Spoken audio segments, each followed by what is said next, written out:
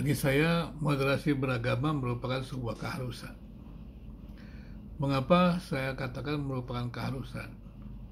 Keharusan dalam arti kata adalah sebuah realitas. Tentunya bukan sebuah pemaksaan, tapi sebuah realitas yang harusnya diwujudkan dalam hidup bersama.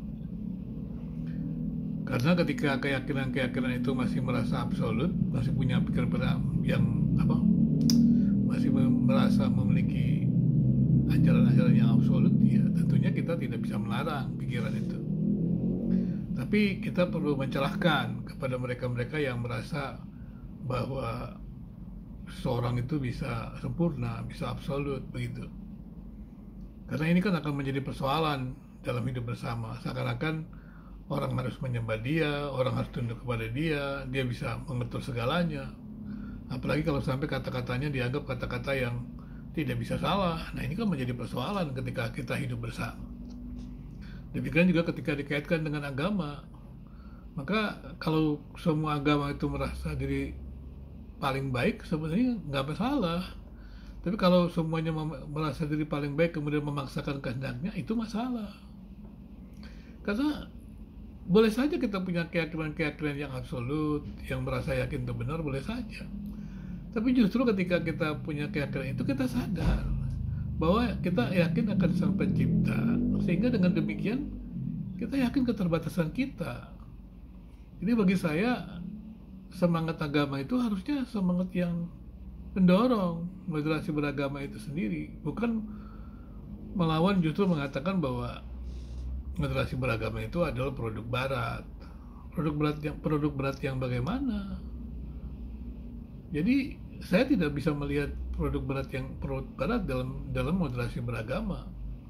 Karena bukankah ketika kita semua yang beragama mengakui tentang Tuhan, harusnya kan kita tahu bahwa pencipta dengan pencipta itu memiliki gap.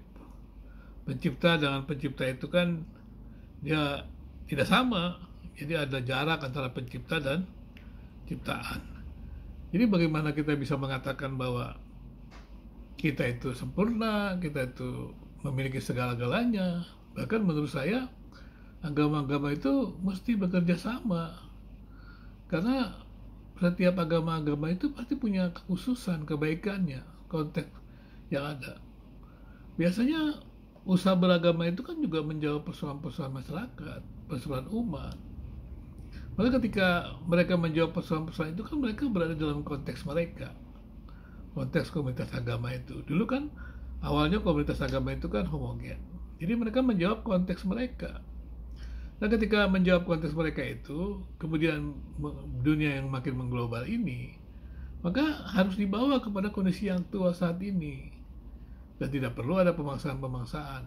Kemudian pada sisi yang lain, ketika kita mengakui bahwa usaha-usaha berteologi, usaha-usaha merumuskan tentang keyakinan iman, agama itu untuk menjawab persoalan-persoalan masyarakat konteks itu kan memiliki dampak yang baik, berguna pada konteks-konteks masing-masing. Nah, kalau masing-masing berguna pada konteks masing-masing itu, maka ketika kita berada bersama dalam ruang bersama kita, saya setuju dengan menyebutnya rumah besar Indonesia, harusnya kita saling belajar. Kita harus mengakui bahwa setiap agama-agama itu punya peran positif atau peran kontribusi positif, begitu. Dari mana kita tahu? Kan komunitas-komunitas agama itu sudah membuktikan, sejarah agama-agama itu sudah membuktikan ada kontribusi positifnya. Kenapa harus disangkali? Apakah ada keterbatasan-keterbatasan? Sebagaimana semua orang terbatas, ya wajar bahwa ada keterbatasan dalam semuanya. Ya, saya percaya dalam Kristen juga ada keterbatasan-keterbatasan. Kalau tidak ada keterbatasan kan, ya umat Kristen kan akan bersatu terus seluruh dunia. Tapi dalam sejarah kan umat Kristen juga tidak bersatu. Dan kemudian juga kita melihat, meski pada awalnya umat Kristen itu memperbaiki pemerintahan-pemerintahan yang absolutis, ajaran Romawi. Jadi ketika hadir kemudian umat Kristen memerintah, ternyata pemerintahan yang absolutis juga dilakukan, sehingga terjadi namanya revolusi Perancis. Kemarahan orang terhadap agama-agama itu. Jadi persoalannya adalah bukan di agamanya sebenarnya. Persoalannya adalah di individunya. Individu itu terbatas, dan harusnya individu itu mengakui keterbatasannya. Kemudian pengalaman-pengalaman individu sehebat apapun pengalaman itu terbatas. Jangan dikatakan Tuhan luar biasa. Luar biasa itu Tuhan yang luar biasa, penciptanya luar biasa. Ya orangnya sama, karena dia terbatas pasti. Mereka orang itu bukan tidak terbatas, terbatas. Jadi bagaimana kita harus membanggakan seorang tertentu? Maksudnya dalam arti kata menjadikan dia Tuhan, menjadikan dia sama dengan Tuhan, setara dengan Tuhan. Nah, umat beragama yang sadar, ketika beragama secara sadar, mereka akan mengerti bahwa individu itu terbatas, maka tokoh agama terbatas. Maka tidak ada relasi antara tokoh agama dengan umat beragama itu relasi yang seperti relasi partikel sebenarnya. Harusnya relasinya horizontal. Karena tokoh agama itu juga bergantung kepada umat. Umat juga bergantung kepada tokoh agama. Jadi harusnya relasinya relasi yang horizontal, menurut saya bukan vertikal.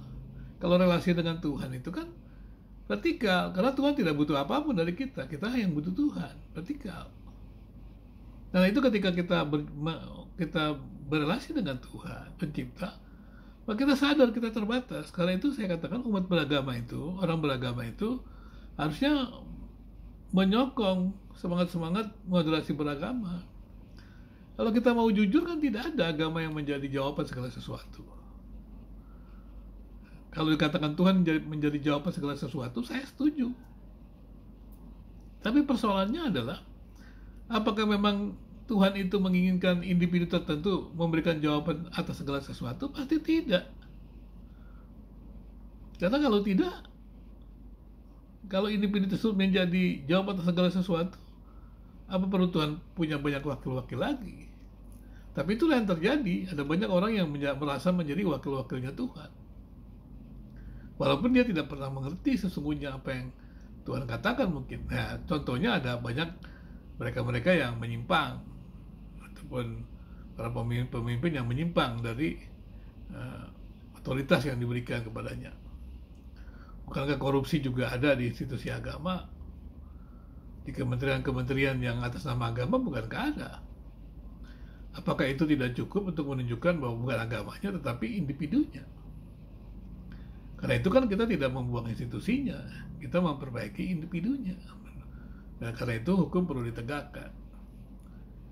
Demikian juga dalam relasi, baik dalam agama atau agama maupun dengan agama-agama yang berbeda. Kita harus mengerti bahwa kegagalan individu itu bukan kegagalan agama, tapi kegagalan individu. Kegagalan komunitas itu juga bukan kegagalan agama, tapi kegagalan komunitas yang isinya adalah kumpulan-kumpulan individu. Karena itu ketika mengatasnamakan agama dalam setiap persoalan konflik tidak bisa. Ya, dan agama juga tidak, Tuhan sendiri tidak pernah mengatasnamakan itu. Ya siapa, karena kita yakin kepada Tuhan itu adalah iman, bagaimana caranya? Orang-orang itu yang mengatakan, oh kita membela Tuhan, dari mana tahu bahwa Tuhan itu setuju Anda membela Tuhan? Ya, kalau menyaksikan tentang Tuhan yang dialami oleh dirinya, bolehlah. Menyaksikan mengapa dia mengalami perubahan, menyaksikan bagaimana dia ingin memberikan kebaikan kepada sesamanya, boleh. Tapi kan tidak perlu memaksakan keyakinannya, karena keyakinan itu tidak bisa dibuktikan juga. Karena itu kita perlu terbuka belajar saling belajar lah. Ya. Saya percaya kalau Indonesia ini yang beragam ini bisa memanfaatkan keragaman ini, kesatuan yang luar biasa ini akan terjadi, dan bangsa ini akan menjadi bangsa yang besar. Bukan bangsa besar karena kita lebih hebat dari bangsa lain, tidak. Tapi bangsa besar karena mau belajar satu sama lain. Dan menjadi bangsa besar tentunya untuk membesarkan bangsa-bangsa di dunia sebagai bangsa yang satu. Dalam tanda kutip, maksudnya adalah sesama manusia, begitu. Saya percaya bahwa semua agama itu merindukan hal seperti itu. Nah, kita punya kerinduan yang sama itu. Tapi sekarang kadang-kadang kita tidak mengerti bagaimana caranya. Caranya menurut saya adalah kita terbuka, kita saling mengerti, atau saling belajar, saling mendengarkan. Jangan membangun kecurigaan. Kalau kita terus membangun kecurigaan, itu tidak bisa kita membangun kebersamaan. Ketika kita membangun keluarga, kita harus terbuka. Bukankah ketika seseorang membangun keluarga, mereka tidak tahu sama satu sama lain, dan mereka kemudian saling bercerita, dan kemudian titik temu terjadi dan mereka membangun rumah nikah. Dan sekarang kita sudah membangun hidup bersama itu yang dipelopori oleh para pejuang bangsa ini, dan mereka rela mengorbankan diri mereka untuk menghadirkan Indonesia yang satu, untuk kesejahteraan anak cucu mereka. Ya, kitalah anak cucu mereka. Mengapa kita harus memecahkannya kembali? Saya pikir kita mesti kembali kepada sejarah Indonesia, perjuangan Indonesia.